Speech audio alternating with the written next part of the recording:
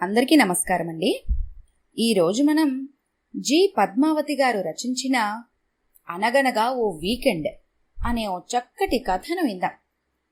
ఇక కథలోకి వెళ్దాం. అమ్మా, నేనొచ్చింది ఇవాళే కదా, నాతో స్పెండ్ చేయవా? 2 రోజుల్లో మళ్ళీ హాస్టల్కి వెళ్ళాలి. అంత ఇంపార్టెంట్ అయితే డాడీ వెళ్తారు. ప్లీజ్ అమ్మా, నువ్వు నాతో ఉండు.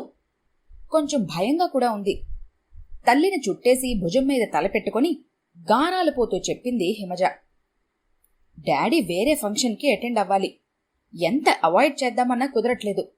ఇద్దరం కలిసి ఒకదానికి వెళ్ళాలి. వేరేగా ఇంకో ఫంక్షన్కి వెళ్ళాలి. ఫోన్ చేస్తూ ఉండు, అన్నీ ఫ్రిడ్జ్లో ఉన్నాయి. పొద్దున్న సరోజా వచ్చి నీకు కావాల్సినవి వండి పెడుతుంది. ఓకే? మేకప్ మళ్ళీ అద్దంలో చూసుకుంటూ అంది హిమజ తల్లి. అన్నయ్య ఎప్పుడొస్తాడు? వీకెండ్కి ఇంటికి పంపిస్తారు కదా, ఆశగా అడిగింది హిమజ. ఇవాళ ఏవో క్లాసులు పెట్టారట, రేపు ఉదయం వస్తున్నాడు. మీరిద్దరూ వచ్చేసరికి ఇలా వెళ్లాల్సి వస్తుంది. పోనీ నేను వచ్చాయినా అమ్మా, అక్కడ పిల్లలతో ఆడుకుంటాను. నీతో ఉన్నట్టు ఉంటుంది, హుషారుగా అంది. నువ్వేమైనా చిన్నపిల్లవా హిమా? 10th క్లాస్కి వచ్చావు. నిన్ను ఫంక్షన్లో చూసిన వాళ్ళు 10th చదివే పిల్లని ఇలా తిప్పుతున్నావేమిటి? మార్కులు తగ్గిపోవా అని అడిగితే నేనేం చెప్పను? అయినా ఆటలేంటి ఆటలు? అందుకే నిన్ను హాస్టల్లో పెట్టాను. పక్కన ఆంటీకి చెప్పాను, డేరింగ్గా ఉండాలి. ఆంటీ చూస్తానన్నారులే అని చెప్తూ మేకప్ సామాను, బట్టలు, నగలు బ్రీఫ్ కేసులో పెట్టుకుని కార్ స్టార్ట్ చేసి మళ్ళీ ఒకసారి కూతురికి ధైర్యం చెప్పింది. ఇల్లు లాక్ చేసుకుని లోపలే ఉండమంది. అన్నయ్య వచ్చేదాకా ఆంటీ వాళ్ళ ఇంటికెళ్ళనా మమ్మీ? కారు దగ్గరగా వచ్చి అడిగింది హిమజ. సరే వెళ్ళు, కాని 10 గంటలయ్యాక ఇంటికొచ్చి పడుకో, అక్కడొద్దు. అన్నయ్య పొద్దున్నే వచ్చేస్తాడు, బాయ్ అంటూ స్పీడుగా వెళ్ళిపోయింది హిమజ తల్లి. పెద్ద ఇల్లు, ఒంటరిగా అనిపిస్తుంది. హాస్టల్లో ఫ్రెండ్స్ అన్నా ఉంటారు. అనవసరంగా వచ్చాను అని మనసులో తిట్టుకుంటూ లోపలికెళ్ళి ఫ్రెష్ అయ్యి మంచి డ్రెస్ వేసుకుని తాళం వేసి బంటి వాళ్ళ ఇంటికెళ్ళింది హిమజ. రామ్మా హిమ, మధ్యాహ్నం వచ్చావట కదా, స్టడీస్ ఎలా ఉన్నాయి? టాప్ ర్యాంక్ రావాలి నీకు. అవును, మీ హాస్టల్లో ఎవరు 10th క్లాస్ పిల్ల చనిపోయిందంట కదా, ఎలా? నువ్వు చూసావా? మీ స్కూల్లో ఏమని చెప్పుకుంటున్నారు? పక్కన కూర్చున్న ప్రశ్నల వర్షం కురిపించింది ఆవిడ. ఏమిటా ప్రశ్నలు? నన్ను అడిగినట్లు అడుగుతున్నావు? అలా కంగారు పెట్టుకో. భయపడి ఇక్కడికొచ్చిందట. నువ్వు కూర్చో హిమా, బంటి వాళ్లతో ఆడుకో. డాడీ వాళ్ళు వెళ్లారా అని అడిగారు బంటి వాళ్ల నాన్న ఆవిడిని మధ్యలో ఆపేస్తూ. 1 పావు గంట ముందే వెళ్లారంకుల్ అని చెప్పింది ఆయనకు. బాగా చదువుతున్నానాంటీ. ఆ అమ్మాయి కేసు పోలీసులకు అప్పచెప్పారు. మేం భయపడ్డామని పొద్దున ఇంటికి పంపారు. అవును, మీరు ఎక్కడికో వెళ్తున్నట్టున్నారు. బంటి బాబీ ఎక్కడా అంటూ అటు ఇటు వెతుకుతూ అడిగింది. హిమజ మాటలు వినపడి ఇద్దరూ పరిగెత్తుకొచ్చారు హాల్లోకి. మా ఇద్దరిపైన అలిగాడమ్మా హిమ. ఏదో హాలీవుడ్ హారర్ పిక్చర్ వచ్చిందట. అంకుల్ ఫ్రెండ్ కంపెనీ కోసం మాకు టికెట్స్ బుక్ చేశాను, రమ్మన్నారు. ఎటూ 9 గంటలకల్లా వచ్చేస్తాం కదా, నీతో ఉండమంటే మాకు కూడా వస్తామని అల్లరి చేస్తున్నారు. పోనీ మానేద్దామంటే బావోదు, టికెట్స్ వేస్ట్ అవుతాయి. ఇంకా ఏవో కారణాలు చెప్తుంది బంటి వాళ్ళమ్మ. 7th క్లాస్ చదువుతున్నాడు, ఇంకా భయమే. అయినా అలాంటి సినిమాలు చూడకూడదురా అంటే వినడు. బంటి, నీకు కొత్త వీడియో గేమ్ తీసుకొస్తాను, 5 స్టార్ తీసుకొస్తాను అంటూ బ్రతిమలాడింది. మళ్లీ వారం దాకా ఖాళీ ఉండదు అంటూ సనుక్కుంది. తమ్ముడు చూడు చెప్పగానే ఒప్పుకున్నాడు. మా నాన్నయ్య వయసులో సినిమా పేరెత్తితే తన్నేవాడు. కొంచెం గట్టిగానే అన్నాడు బంటి వాళ్ల తండ్రి. సరే, అక్కతో ఆడుకుంటాను బెరుకుగా అన్నాడు బంటి. హమ్మయ్యా, తలమించి పెద్ద భారం దిగినట్లు మొహం పెట్టింది బంటి వాళ్ళమ్మ. ఇల్లు తాళం వేసేసి బంటిని 3rd క్లాస్ చదువుతున్న వాడి తమ్ముడు బాబీని తీసుకొచ్చి హిమజ వాళ్ళింట్లో ఉంచేసి గబగబా వెళ్లిపోయారు. సిటీకి కొంచెం దూరంగా ఇప్పుడిప్పుడే డెవలప్ అవుతున్న కాలనీ అది. బాగా కలిగిన వాళ్లు డూప్లెక్స్ ఇల్లు, మధ్యతరగతి వారి డాబాలు, ఇంకొన్ని చిన్న చిన్న ఇల్లు. పెద్దగా జనసంచారం ఉండదు. వచ్చిపోయే వాహనాలు 2-3 కార్లు. నిర్మాణంలో ఉన్న ఇళ్లకి మెటీరియల్ తీసుకెళ్తున్న లారీ చప్పుళ్లు తప్ప 6 గంటలు దాటితే అంతా నిశ్శబ్దం. పెద్ద పెద్ద చెట్ల మీద పక్షుల అరుపులు. రాత్రయ్యేసరికి కీచురాళ్ల రొద. అంత కాలనీకి ఒకే ఒక్క గార్డు. అందులో హిమజ బంటి వాళ్ళవి పెద్ద పెద్ద డూప్లెక్స్ ఇళ్లు. బాగా విశాలమైన స్థలం. ఫ్రెండ్స్ ఇద్దరూ దగ్గరుండి కట్టించుకున్నారు. 2 ఇళ్ల మధ్య స్నేహానికి గుర్తుగా ఇంకా అడ్డుగోడ నిర్మించలేదు. చాలా గ్రౌండ్ ఉంది. కొంచెం చీకటి పడే వరకు కాలనీ పిల్లలతో ముగ్గురు ఆటలాడారు. చీకటి పడ్డాక వాళ్ళిద్దరిని తీసుకుని ఇంట్లోకి వెళ్ళిపోయింది హిమజ. కేకు స్నాక్స్ తిన్నారు. అక్కా, క్యారమ్స్ ఆడదాం బంటి అడిగాడు. వద్దు, జెతిక్స్ చూద్దాం చిన్నాడన్నాడు. అదెప్పుడొస్తుంది? అక్క ఉండదుగా. బంటికి ఆటల మీద ఉంది. టీవీ చూస్తూ క్యారమ్స్ ఆడదాం ఓకే అంటూ ఇద్దరికీ నచ్చ చెప్పి కూర్చోబెట్టింది. పైకి మాట్లాడుతోందే గాని గుండెలో దడగా ఉంది హిమజకి. నిశ్శబ్దంగా ఉంది. చెట్ల దగ్గర నుండి వింత వింత అరుపులు. నిన్న హాస్టల్లో జరిగిన దృశ్యాలు ఆ టీనేజ్ బుర్రలో రకరకాల ఆలోచనలు గుప్పిస్తున్నాయి. దానికి తోడు 2 చిన్నపిల్లలు. 9 దాటితే ఆంటీ వాళ్ళొచ్చేస్తారులే అని ధైర్యం చెప్పుకుంది. ఆ రెడ్ కాయిన్ నిన్ను తీయద్దన్నానా? దాన్ని నేను మాత్రమే కొట్టాలి అంటూ 2 కాయిన్స్ తీసి అన్నను కొట్టాడు బాబీ. ఇద్దరినీ ఊరడించి నచ్చ చెప్పేసరికి ఫోన్ మోగింది. తల్లి చేసిందేమోనని పరిగెత్తుకొచ్చి చూసింది హిమజ. హిమా, నేను సత్యని. మన హాస్టల్లో జరిగిన ఇన్సిడెంట్ మీద మనం చెప్పిన అభిప్రాయాలు టీవీలో వస్తున్నాయి చూడు అని చెప్పి పెట్టేసింది. సోఫాలో పిల్లలిద్దరినీ పక్కన కూర్చోపెట్టుకుని ఛానల్ మార్చి చూసింది హిమజ. రక్తపు మడుగులో తమ కో స్టూడెంట్. కడుపులో దేవినట్లుగా ఉంది. భయం మళ్లీ తొంగి చూసింది. ఆంటీ వాళ్ళేంటి ఇంకా రాలేదు? సినిమాకేగా వెళ్లారు? బంటిని అడిగింది. హోటల్కెళ్ళుంటారక్కా. మొన్నొకసారి సాటర్డే మేఘనా రెస్టారెంట్లో డిన్నర్ చేసి వచ్చారు. మరి మీరెక్కడున్నారు? మీ మమ్మీ దగ్గరే ఉన్నాము.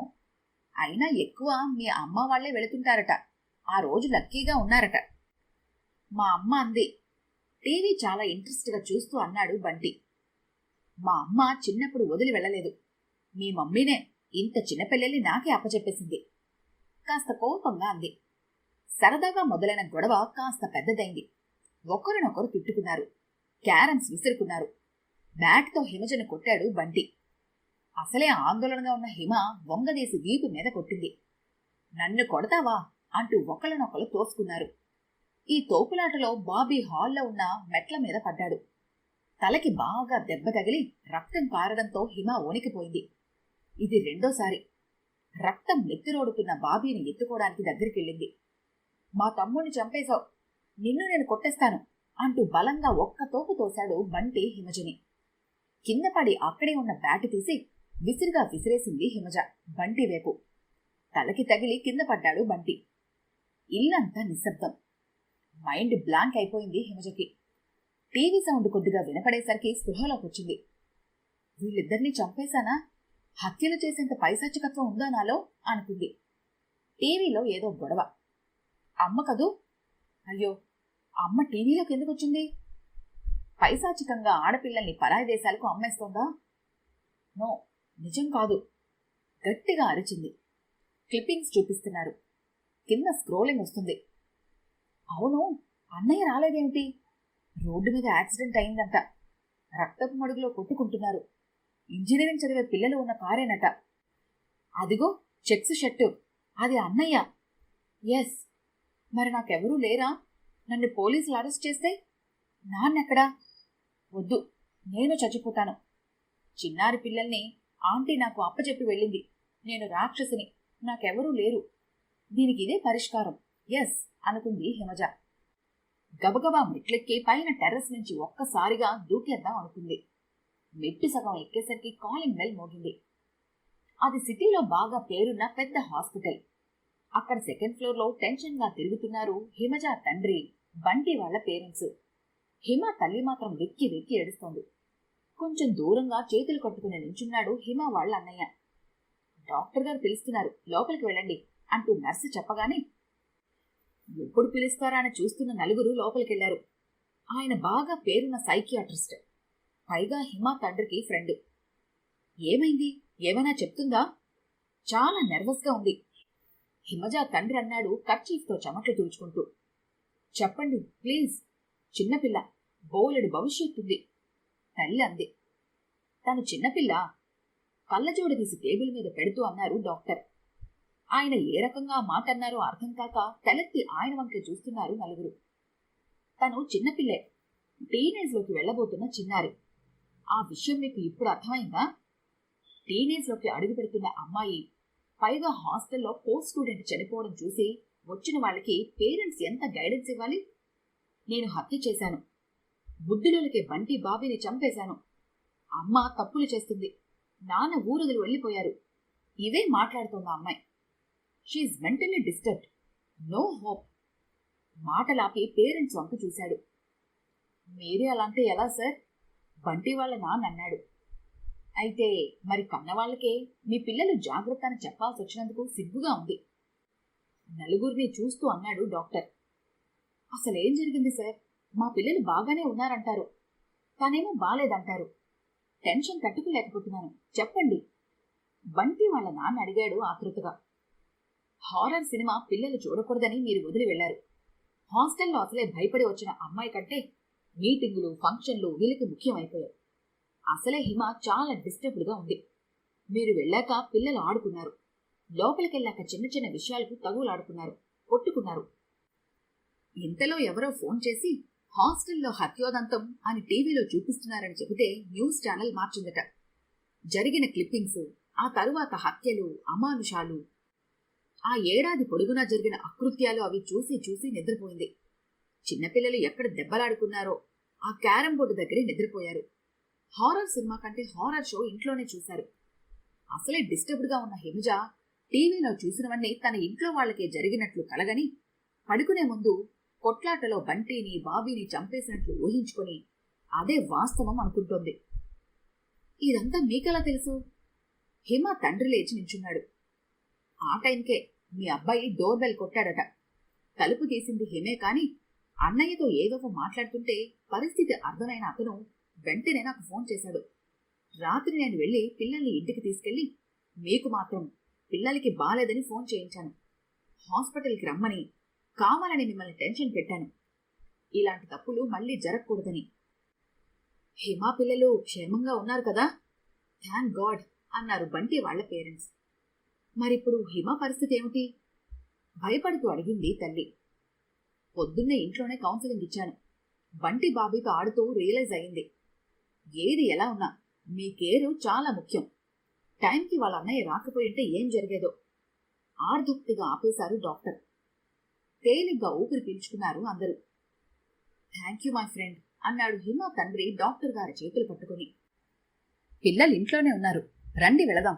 ఈ సండే మా ఇంట్లో సెలబ్రేట్ చేసుకుందాం డాక్టర్ అన్నారు.